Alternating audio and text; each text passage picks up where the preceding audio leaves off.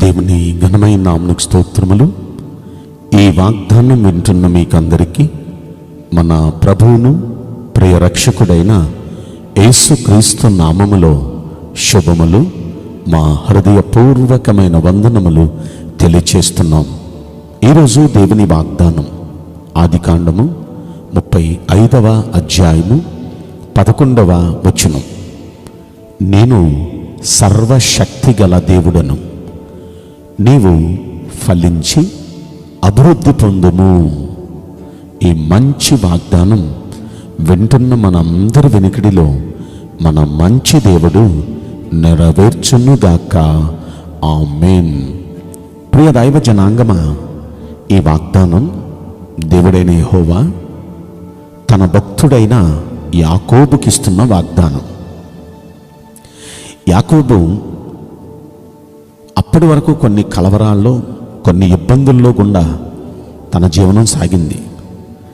దేవుడు యాకోబుకు ప్రత్యక్షమై, యాకోబు 20 సంవత్సరాల క్రితం చాలా భయంకరమైన పరిస్థితుల్లో నువ్వు ఉండగా నీకు నేను ప్రత్యక్షమైనప్పుడు ఆ ప్రత్యక్షమైన ఆ చోట రాయిని నిలబెట్టి దాని మీద నూనె పోసి అభిషేకించి, నీవు నాకిక్కడ తోడున్నావు, ఇది నిశ్చయంగా పరలోకపు గవిని, ఇక్కడ నా దేవుడు నాకు తోడుగా ఉండి తినడానికి ఆహారం, కట్టడానికి వస్త్రం నాకు అనుగ్రహించి క్షేమంగా తీసుకొని వస్తే ఈ రాయి ఉన్న ఈ స్థలాన్ని నేను మందిరం కడతాను నేను అని నువ్వు వాగ్దానం చేశావు. ఇచ్చిన ప్రతి దానిలో 10వ వంతు ఇస్తాను అని వాగ్దానం చేశావు. నువ్వు చేసిన వాగ్దానాన్ని మర్చిపోయావు. కానీ నేను మాత్రం నీకు తోడుగా ఉండి 20 సంవత్సరాలు అడుగుపెట్టిన చోటెల్లా నిన్ను ఆశీర్వదిస్తూనే వచ్చాను.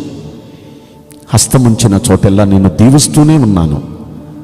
ఎంతమంది నిన్ను ఏ విధంగా మోసం చేసి హాని చేయాలనుకున్నా ఎవరి వల్ల నీకు హాని కలగకుండా నిన్ను కాపాడి, మోసంలో పడకుండా నిన్ను కాపాడి, ఎన్నో విధాలుగా నిన్ను ఆదుకుంటూ వచ్చాను.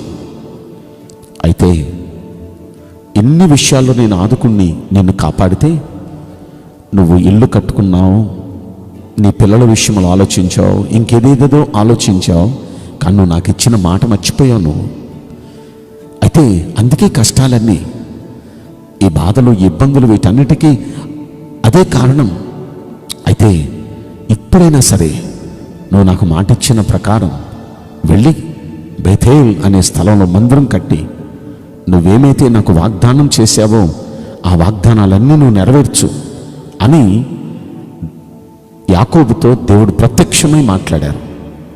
అప్పుడు వెంటనే దేవుని మాటకు లోబడి యాకోబు ఆ ప్రదేశానికి వెళ్ళిపోయి బేతేల్లో దేవునికి మందిరం కట్టి, అక్కడే దేవునికి దహన బలిపీఠం కట్టి, దేవునికి దహన బలి అర్పించి దేవునికి మొర్రపెట్టినప్పుడు దేవుడు అతనికి ప్రత్యక్షమై అతని కోసం దిగివచ్చి అతన్ని ప్రత్యక్షమై అతన్ని ఆశీర్వదించి అతని పేరు మార్చి, ఇక మీదట నీ పేరు యాకోబు కాదు, ఇక మీదట నీ పేరు ఇశ్రాయేలు అని పేరు పెడుతున్నాను అని ఆ పై వచనంలోనే 10వ వచనంలోనే మరొకసారి పేరు పెట్టాడు ఆయన.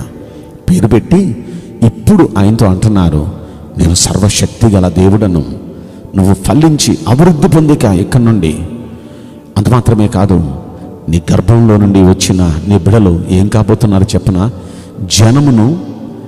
జనముల సమూహమును నీ వలన కలగబోతుంది, రాజులను నీ గర్భవాసమున పుట్టబోతున్నారు అంటూ అబ్రహాముకి, ఇస్సాకుకు ఇచ్చిన వాగ్దానాలన్నీ జ్ఞాపకం చేసుకుంటూ, వాళ్ళకి ఇచ్చిన స్థలాన్ని నీకు ఇస్తాను, ఆ వాగ్దానాలు నీ పట్ల నెరవేరుస్తాను అంటూ ఎన్నో చక్కని సంగతులు అతనితో మాట్లాడి అతన్ని దేవుడు ఆశీర్వదించాడు.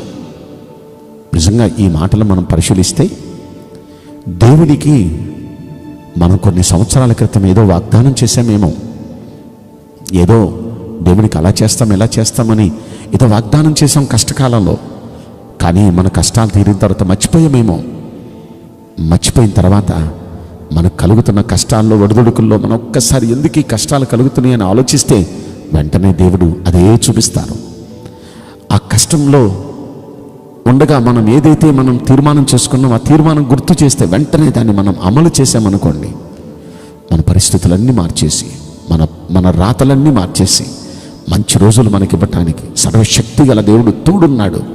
ఆయన అప్పుడు ఇప్పుడు ఎప్పుడు ఆయన సర్వశక్తి గల దేవుడు. ఆయన ఎప్పుడు మనకు తోడుండే దేవుడు.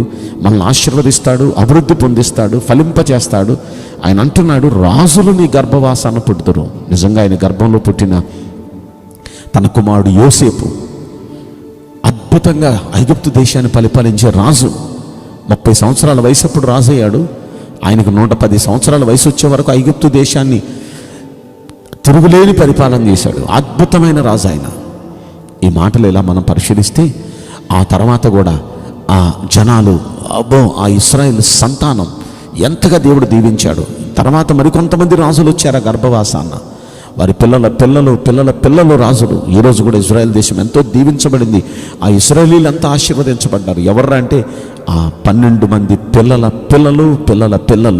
ఆ 12 మంది సంతానం యొక్క పిల్లలు వాళ్ళందరినీ దేవుడు ఆశీర్వదించాడు. అంటే దేవుని సన్నిధిలో మనం చేసుకున్న నిర్ణయానికి మనం కట్టుబడి ఏ రోజైతే అమలు చేస్తామో ఆయన ఎంత అద్భుతంగా ఆశీర్వదించే దేవుడు. మీకు వాగ్దానం చెప్పనా ఒక మాట. ఆదికాండంలోనే మనం 17వ అధ్యాయంలో చూస్తే వీళ్ళ తాతకి కూడా సేమ్ టు సేమ్ ఇలాగే జరిగింది. వాళ్ళ తాత పేరు అబ్రహాం, వాళ్ళ తండ్రి పేరు ఇస్సాకు. వాళ్ళ తాతకి 99 సంవత్సరాల వయసు. 99 సంవత్సరాల వయసు అప్పటి వరకు పిల్లలు లేరు. ఆ అబ్రహాంకి శారాకి పిల్లలు లేరు. దాసికి పుట్టారు మరలా. అయితే జాగ్రత్తగా గమనించండి, ఎందుకు ఇలాగా, ఏంటి నా పరిస్థితి అని బాధపడుతూ ఉండగా ఆ 17వ అధ్యాయంలో దేవుడు అబ్రహాముకు ప్రత్యక్షమయ్యారు. నేను సర్వశక్తి గల దేవుడను అని అక్కడ కూడా అదే మాట చెప్పి ప్రత్యక్షమయ్యారు. ఆయన మాట చెప్పి అంటారు, నువ్వు నిందారహితునిగా ఉండయ్యా, నా సన్నిధిలో నడుస్తూ నిందారహితునిగా ఉండు, నాకు నీకు మధ్య నా నిబంధన నియమించి నిన్ను అత్యధికంగా అభివృద్ధి పొందిస్తాను అని అక్కడ చెప్పారు. అక్కడ కూడా ఈయన పేరు మార్చారు. ఇక్కడ ఈయన పేరే మాత్రమే కాదు, ఆయన వాళ్ళ ఆవిడ పేరు కూడా మార్చేశారు. నీ పేరు ఇప్పటివరకు అబ్రాహాము అనబడింది కదా, ఇక మీదట నీ పేరు అబ్రాహాము అని మార్చాను నేను. అతని పేరు అబ్రాహాము అని అక్కడ దేవుడు మార్చాడు. నీ పేరు 15వ వచనంలో నీ భార్య పేరు శారాయి అన్నది కదా. నో ఆమె పేరు కూడా నేను మార్చాను, శారా అని శారాయి అని పిలవద్దు. అంటే ఒక్కసారి మనం ఆలోచిస్తే మన దేవుడు అక్కడ పేర్లు మార్చాడు, ఇక్కడ యాకోబు దగ్గర పేరు మార్చాడు. అక్కడ పేరే కాదు, బ్రతుకు ఫేట్ మార్చాడు, తలరాతలు. ఇక్కడ కూడా ఈయన తలరాత మార్చాడు. ఆ తర్వాత అబ్రహాముకి వెంటనే సంవత్సరం తిరక్కముందే ఒక చక్కని అందమైన బిడ్డ ఇస్సాకుని దేవుడు బహుమానంగా ఇచ్చాడు. ఒక్కసారి మనం ఆలోచిస్తే మన దేవుడు గొప్ప దేవుడు, మన దేవుడు ఆశ్చర్యకరుడు, మన దేవుడు బలవంతుడైన దేవుడు. కాబట్టి ఈ దేవుడు నిశ్చయంగా ఆయన ప్రత్యక్షమయ్యే దేవుడు, మనల్ని ఆశీర్వదించే దేవుడు, అత్యధికంగా అభివృద్ధి పొందించే దేవుడు. కాబట్టి ఈ మాటలు వింటున్న ప్రియ దైవ జనాంగమా, మన దేవుడు నమ్మదగిన దేవుడు, సర్వశక్తిమంతుడు. వింటున్న మీ అందరి పట్ల కూడా ఆయన శక్తిగల కార్యాలు చేయబోతున్నారు. అన్నిటిపైన అధికారం ఉంది. ఆకాశంలో ఉన్న అన్నిటి మీద, భూమి మీద ఉన్న అన్నిటి మీద, భూమి కింద ఉన్న అన్నిటి మీద ఆయనకు అధికారం ఉంది. నాకు సర్వాధికారములు ఇవ్వబడి ఉన్నాయి అంటాడు. ఏదైనా చేయగలడు. కనుక ఆయన సన్నిధిలో నడుస్తూ నిందారహితునిగా ఉంటూ ఆయన దగ్గర మనం చేసుకున్న ఒడంబడికలు, నిబంధనలు నెరవేరుస్తూ నిష్ఠగా ఆయన భక్తి చేయాలి. కానీ ఆయన చేయలేని కార్యమంటూ ఏది లేదు. ఈ వాగ్దానం వింటున్న మీ అందరి జీవితాల్లో మహా ఆశ్చర్య కార్యాలు జరిగించి మిమ్మల్ని అత్యధికంగా ఆయన ఆనందింపచేసి ఆశీర్వదించునుగాక. ఆమేన్. నేను మీకోసం ప్రార్థన చేయబోతున్నాను. పరిశుద్ధుడా, ప్రేమగల యేసురాజా, మీ పరిశుద్ధ బంగారు పవిత్రమైన నామమునకు నిండు మనసుతో కోట్ల కొలదిగా స్తుతులు, స్తోత్రములు, వందనాలు చెల్లిస్తున్నాం. ఈ వాగ్దానం వింటున్న ప్రియుల జీవితంలో దయచేసి ఈ వాగ్దానం నెరవేర్చి కృప చూపించండి. యాకోబు ప్రత్యక్షమై, అంతకుముందు అబ్రహాముకు ప్రత్యక్షమై, నేను సర్వశక్తిగల దేవుడును అంటూ మీరు ఏ విధంగా ఆశీర్వదించారో మేము విన్నాం. ఈ రోజున సర్వశక్తిగల దైవమా, మా అందరికీ నీ ప్రత్యక్షతని ఈ వాగ్దానం ద్వారా మీరు అనుగ్రహించినందులకు కోట్ల కొలదిగా కృతజ్ఞతా స్తోత్రములు. మమ్మల్ని అందరినీ, ఈ వాగ్దానం వింటున్న అందరినీ దయచేసి మీరు ఆశీర్వదించి ఫలింపచేసి అభివృద్ధి పొందించి అయ్యా అద్భుతాలు జరిగించమని ఈ కొద్ది మనవులు నజరేయుడైన యేసుక్రీస్తు ప్రశస్తమైన నామములో మిక్కిలి వినయముతో ప్రార్థించి బ్రతిమలాడి వేడుకుంటున్నాం ప్రియ పరలోకపు తండ్రి. ఆమేన్. May God bless you all. Thank you.